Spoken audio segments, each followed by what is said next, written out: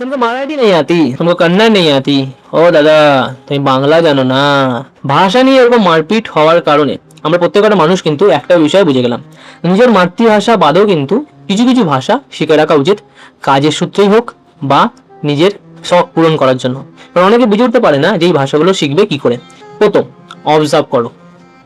প্রথমে না পুরো বোবা হয়ে যাও, কালাও লাগবে না, শুধু বোবা হয়ে যাও। ওয়ার্ডগুলোকে শোনো, টোনগুলোকে শোনো, ভালো করে মানে কথাটাকে শুনে ভাবো, মাথার মধ্যে ঘোরাও, কামবায় বললো, কি বললো, তার বিপরীতে কি রিয়াকশন এলো, কি হচ্ছে ব্যাপারটা। বুঝিয়ে দিচ্ছি উদাহরণের মধ্যে।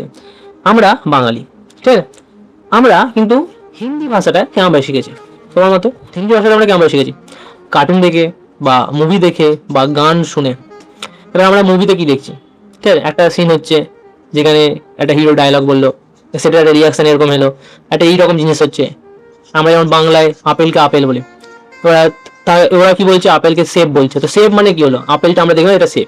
তো এরকম ভাবে কি হচ্ছে, এটা কি, এটা হলো অবজারভেশন। জিনিসটা ভাষাটাকে ভালো করে বোঝো।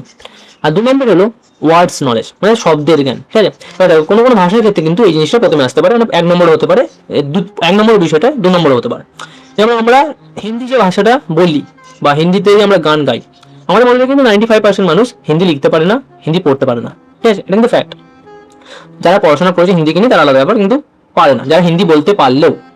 এবার অন্য জায়গায় কি হয়, যে ইংরাজি ভাষাটা আমরা কি করে শিখেছি, আমরা প্রথমে A for apple, B for ball, এরকম করে করে ওয়ার্ড নলেজটা বাড়িয়েছে। এবার এই দুটো স্টেপ এদিক ওদিক হতে পারে, কিন্তু এই দুটো স্টেপই রয়েছে যার কারণে তুমি বাংলা মানে যে কোনো ভাষা শিখতে পারো।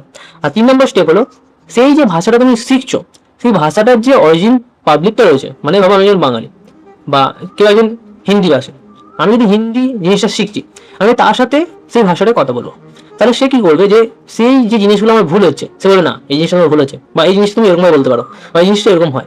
এতে কি হয়, আমার যে ভুলগুলো সেগুলো কারেক্ট হয়ে যায়। আর এরকম ভাবে কিন্তু তুমি যে কোনো ভাষা শিখতে পারো। তার ভাষা দেবে একটা কথা বলার মাধ্যম, এছাড়া আর কিছুই না।